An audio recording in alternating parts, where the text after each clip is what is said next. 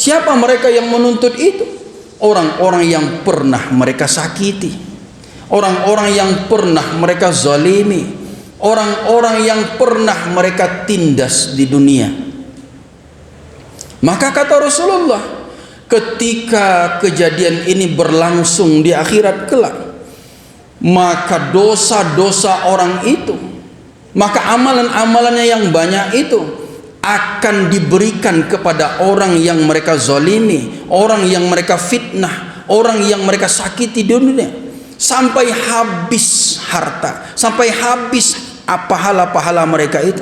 Dan ketika pahala mereka habis tidak bisa lagi menggantinya, maka dosa orang yang mereka zalimi akan dipindahkan kepadanya. Itulah orang yang bangkrut, kata Rasulullah.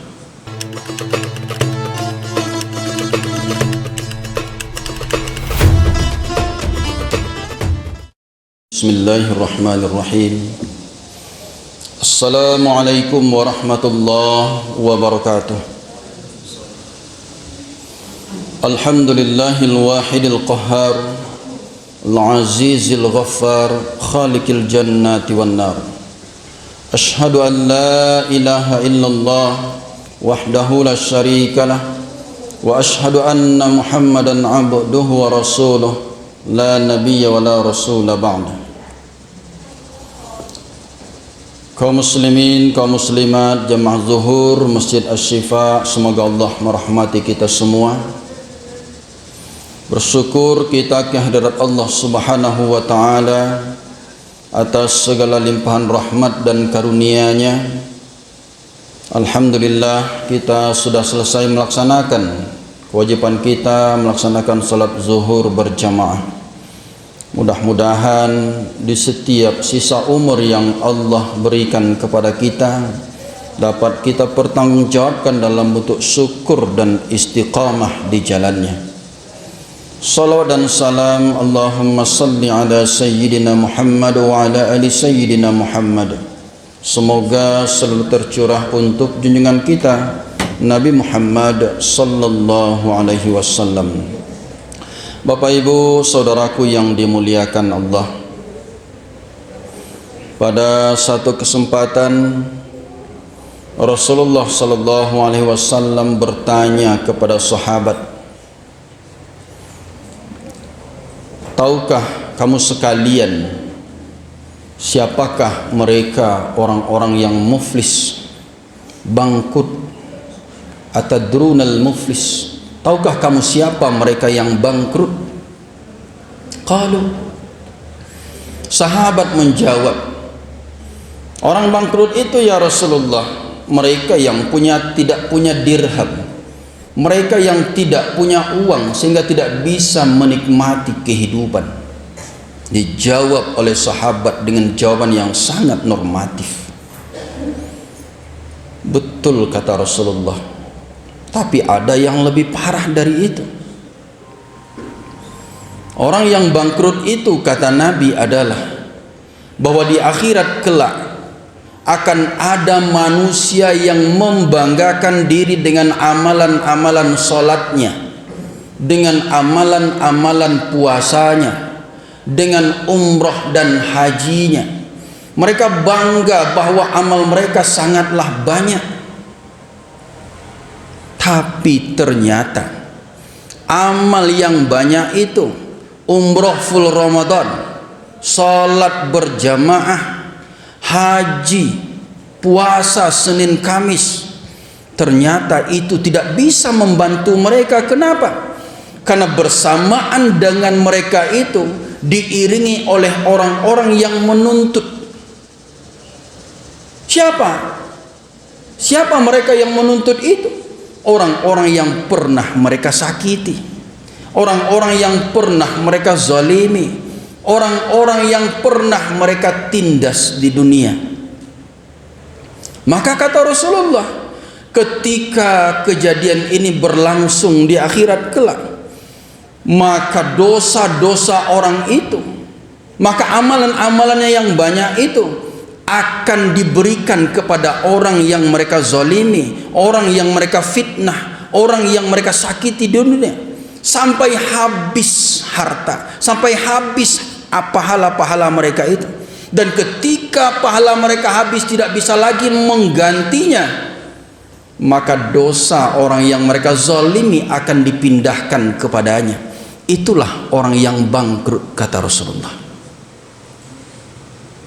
Wajar kiranya di dalam hadis yang diriwayatkan oleh Ibnu Majah dari Ibnu Umar, beliau menyampaikan, kuntu ma'a Rasulillah sallallahu alaihi wasallam, adalah kami sedang bersama Rasulullah sallallahu alaihi wasallam, faja'ahu rajulun, maka datang kepada Nabi seorang laki-laki min ansar, dari golongan Ansar, fasallam, maka dia mengucapkan salam kepada Rasulullah sallallahu alaihi wasallam, kemudian bertanya, ayyul mu'minina afdal? Ya Rasulullah, siapakah orang mukmin yang paling utama, yang paling baik, yang terbaik? Apa jawaban Rasulullah? Ahsanuhum khuluqa. Mukmin terbaik itu adalah mukmin yang paling baik akhlaknya. Akhlaknya kepada Allah, akhlaknya kepada manusia, akhlaknya kepada binatang, bahkan akhlaknya kepada tumbuhan. Maka wajar kiranya ketika Aisyah ditanya sebagai teladan akhlak kita di dunia ini, bagaimanakah akhlak Rasulullah itu, wahai ummul mukminin, khuluquhul Quran. Akhlak Rasulullah itu adalah Al-Quran. Dan di dalam hadis Arba'in yang ke-18 di penutup hadis, Rasulullah mengingatkan kepada kita, wa khaliqin nas bi khuluqin hasanin, berakhlaklah kepada manusia dengan akhlak yang baik. Bapak Ibu, tunduk, ruku, sujud kepada Allah itu adalah kewajiban kita sebagai orang-orang yang beriman.